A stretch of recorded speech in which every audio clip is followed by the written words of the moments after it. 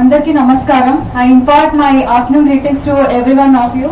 And firstly, I convey my glad and respect to all the delegates and dignitaries who have come here and to all the press and media who are presented here. And firstly, over 2 minutes manam education gurinchi pakkan pedite.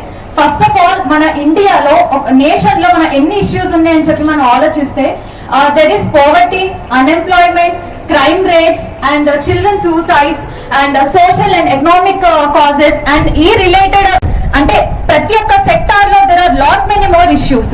And apart from this, major ante మనం ఒక ఇల్లు కట్టే ముందు మనం foundation neat గా ఉందా, basement neat గా ఉందా, లేకపోతే పిల్లర్స్ మనం లైన్ గా మనం కరెక్ట్ గా పెట్టాము, ఇవన్నీ మనం ఎంత జాగ్రత్తగా చెక్ చేసుకుంటామో ఒక నేషన్ డెవలప్మెంట్ కి అంటే ప్రతి ఒక్కరు కూడా ఫర్ ఎగ్జాంపుల్ మన స్టూడెంట్స్ కానీ ఎవరొకరు చూసినా కూడా ఓకే అబ్రాడ్ వెళ్తే బాగుంటది, లేకపోతే జర్మనీ వెళ్తే బాగుంటది, యుఎస్ వెళ్తే బాగుంటది, but why not other countries are not thinking about why thinking to come to India? Because మన నేషన్ ని మన చేతిలో ఉంది, మనం డెవలప్ చేసుకో స్టేజ్ లో ఉంది. సో మనం ఏమైతే డిస్కస్ చేస్తామో ఈ కాజెస్ తో పాటు education acts as a very very strongest pillar for the nation development. And మనం చూసుకుంటే గనక మనం ఎడ్యుకేషన్ సెక్టార్ లో మనం చాలా మాట్లాడతాం, లేకపోతే ఎడ్యుకేషన్ డెవలప్ చేయాలి, లేకపోతే అది డెవలప్ చేయాలని. కాకపోతే are we really trying to give a quality education, practical based learning and skill based education?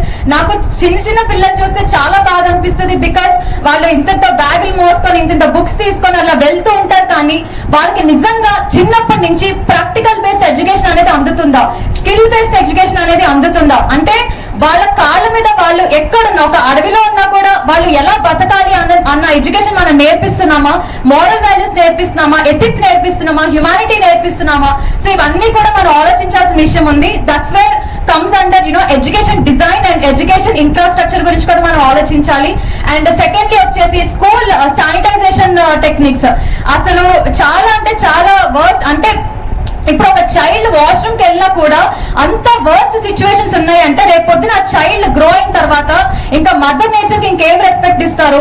Road మీద వెళ్తే స్పీడ్, వాళ్ళే స్పీడ్, అంటే ఒక ఎడల్ట్ అయిన తర్వాత వాళ్ళు స్పీడ్ చేస్తారు, రోడ్ మీద చెత్త పడేయడం, ఇవన్నీ కూడా చైల్డ్ నుంచి మనం అరే నేను చదువుకున్న స్కూల్లోనే శానిటైజేషన్ టెక్నిక్స్ లేవు, సో ఇంక నేను ఇది ఎందుకు పట్టించుకోవాలి? సో అలాంటి అలవాటు అనేది వాళ్ళు డెవలప్ చేసుకుంటూ ఉంటారు చిన్నప్పటి నుంచే. సో వీటి మీద మనం స్ట్రాంగ్ గా యాక్షన్ తీసుకోవాల్సి వస్తుంది. అండ్ థర్డ్లీ వచ్చేసి ఆ good nutritious plan diet for growing children. ఒక చైల్డ్ గ్రో అవ్వాలంటే తన బ్రెయిన్ అనేది యాక్యురసీగా రావాలి అంటే తన చైల్డ్ మెంటల్ హెల్త్ గురించి కూడా మనం పట్టించుకోవాలి.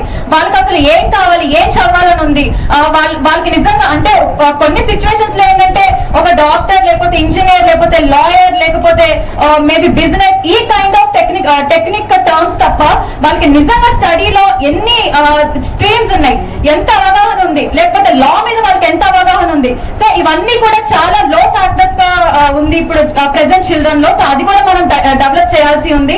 అండ్ ఇంకోటి మనం ఆలోచిస్తే చైల్డ్ మెంటల్ హెల్త్ కూడా మనం చాలా ఫోకస్డ్ గా ఉండాలి. అండ్ మోస్ట్లీ చాలా బాధాకరమైన విషయం ఏంటంటే ప్రైవేట్ స్కూల్స్ అంటే ఇప్పుడు బిజినెస్ పరంగా ఎంత మనం థింక్ చేసినా కూడా ఒక హ్యుమానిటీ పరంగా గవర్నమెంట్ కానీ, లేకపోతే గవర్నమెంట్ ఆఫీసర్స్ కానీ, లేకపోతే private CEOs, MDs, everyone has to think that at least ఒక మనం ఏమైనా మనం పని చేస్తే ఒక 25% లేకపోతే ఒక 20%, అట్లీస్ట్ ఒక 15% అయినా కూడా చిల్డ్రన్ కి ఒక ఫ్రీ ఎడ్యుకేషన్ ఇంప్లిమెంట్ చేయాలి అని నేను కోరుకున్నా. అండ్ ఇప్పుడు మనం ఒక ఫర్ ఎగ్జాంపుల్ మనం రోడ్ మీదకి వెళ్తే చిన్న చిన్న పిల్లలు కూడా రోడ్ మీద కూర్చొని అడుక్కోవడం, లేకపోతే పెద్దవాళ్ళు కూడా రోడ్ మీద కూర్చొని అడుక్కోవడం.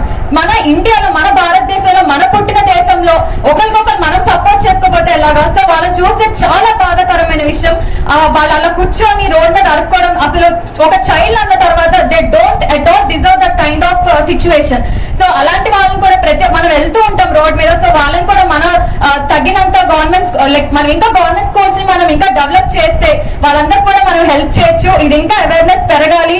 అండ్ ప్రెసెంట్ ఉన్న గవర్నమెంట్ కూడా దీన్ని చూసి ఎంతో కొంత స్టెప్ బై స్టెప్, ఒకేసారి మనం చేయలేం ఏది కూడా, స్టెప్ బై స్టెప్ స్లోగా అందరితో మాట్లాడుతూ అందరూ దీని గురించి ఆలోచించి మన తెలంగాణ స్టేట్ గురించి అండ్ నేషన్ వైజ్ కూడా మనం ఆలోచించాలని కోరుకుంటున్నాను. Thank you so much.